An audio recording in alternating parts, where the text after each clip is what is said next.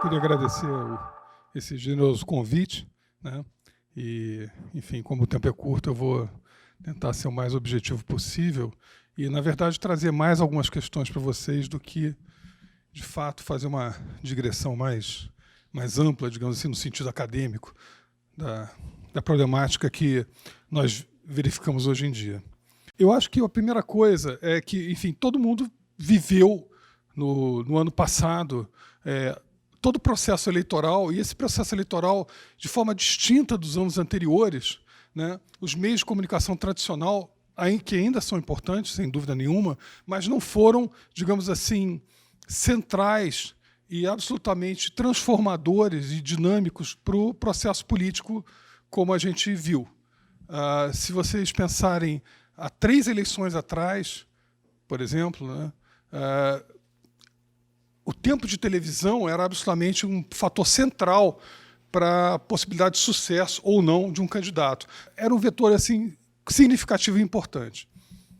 Se a gente pensar 2 eleições atrás, já havia alguma movimentação pelas redes sociais, pelas plataformas, uma propaganda institucionalizada de candidatos, né, algumas opiniões e tal. Mas nada foi igual ao que nós vimos no ano passado.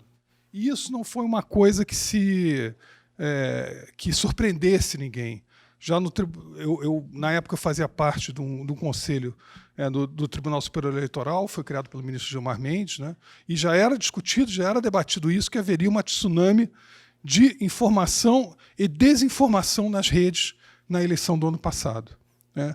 E todos nós sabemos o quanto isso afetou o processo político, né? E eu não estou querendo dizer aqui que, ao final, o resultado ou os resultados que houveram, né, tanto no nível federal, mas nas unidades subnacionais também, na representação política no Congresso, ao fim foram totalmente definidos por isso, mas certamente isso carregou um peso muito grande no processo de escolha e de informação, e principalmente desinformação.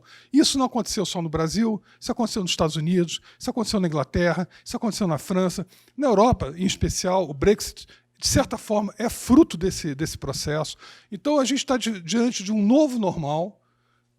Isso não vai deixar de acontecer, na verdade, vai aumentar, vai piorar, vai ser mais grave, vai exigir mais atenção da sociedade e vai exigir, principalmente da democracia, mecanismos mais sofisticados para compreensão desse processo e compreensão também sobre o que seria, digamos assim, um referencial mais de verdade, ou pelo menos mais confiável, já que verdade pode ser uma coisa que pode ser fugaz e discutido por vários ângulos, mas pelo menos de confiabilidade. A gente vive, sobretudo hoje, a crise da democracia é uma crise de confiança. E as redes ampliaram muito essa desconfiança. Por um lado, de forma utópica, né, e positiva, trouxeram mais informação, mais capacidade de interconexão entre todos nós, mas, por outro lado, de forma distópica, trouxeram a desinformação, a distorção e a orientação ou desorientação no processo de escolhas públicas.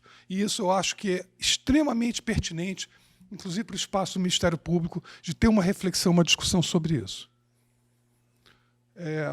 Isso aqui é um exemplo da Sala de Democracia Digital que foi criada pela Fundação Getúlio Vargas no ano passado. Isso era a unidade que eu dirijo, DAPP.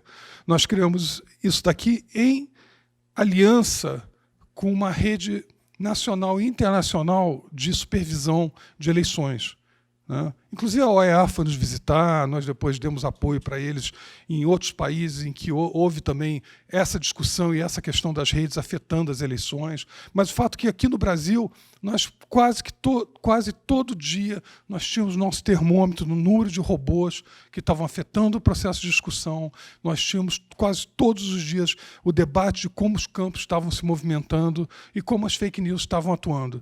E a gente trabalhava em rede, como é apropriado de ser no tempo atual, né?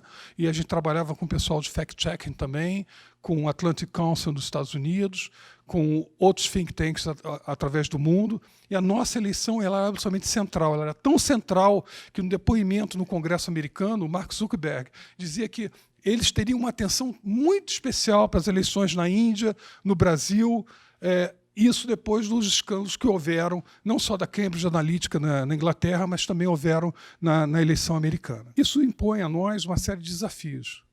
Esse aqui, por exemplo, foi um dos exemplos do debate do ano passado. Esses pontos pretos e amarelos que vocês estão vendo aí, eles não estão aí por acaso. Nós temos vários campos do espectro político, mas, sobretudo, os pontos são pontos de desinformação.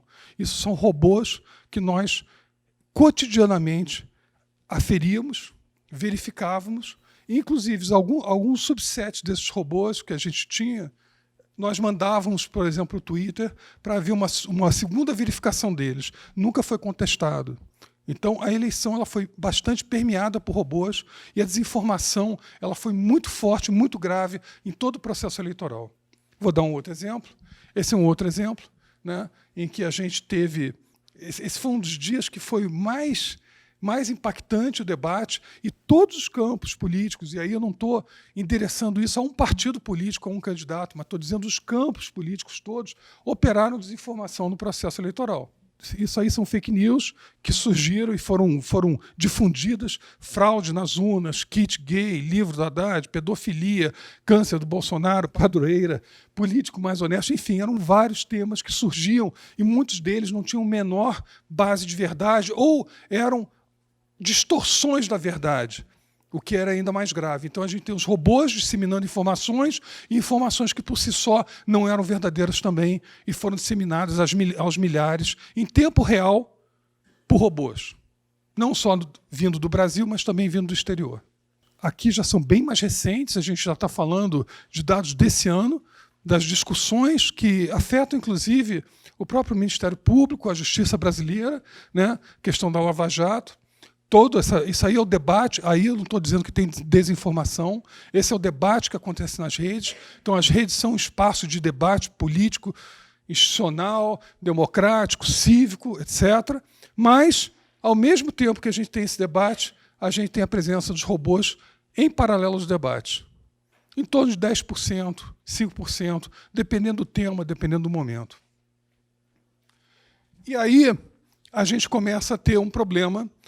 E talvez isso seja hoje o ponto mais central, que mais me interessa e que eu queria chamar a atenção de vocês. Não é discutir que existem robôs, todos sabem que existe. Não é discutir que existem fake news, todos sabem que existe também.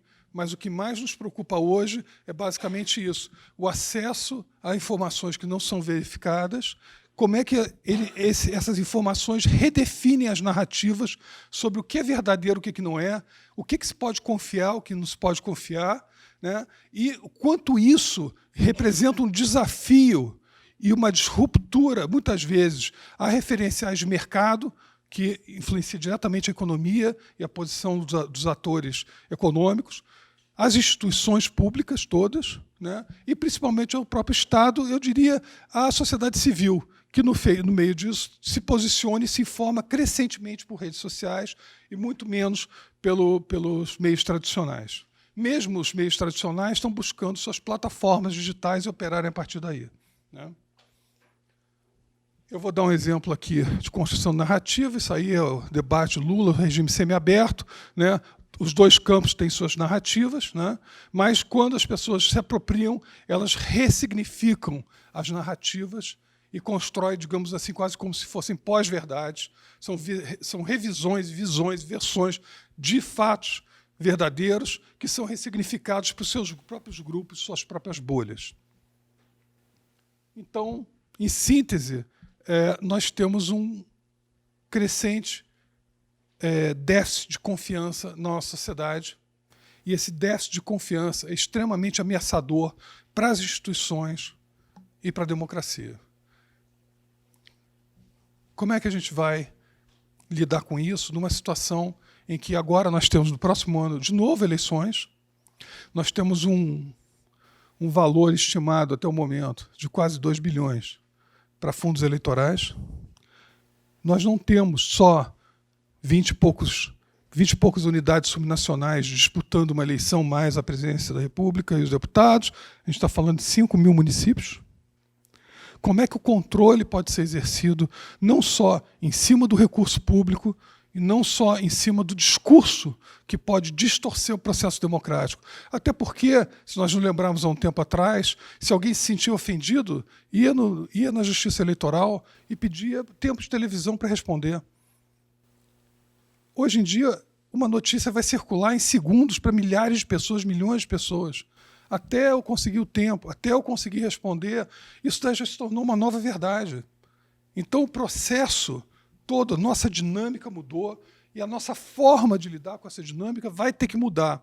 Então, esse é o desafio intelectual nesse momento que eu e minha equipe estamos nos debruçando, né, de como a gente pode fazer um aperfeiçoamento institucional da estrutura do Estado brasileiro, das instituições brasileiras, e oferecer para a sociedade algumas alternativas que tornem o processo mais consistente, mais crível, mais confiável, né?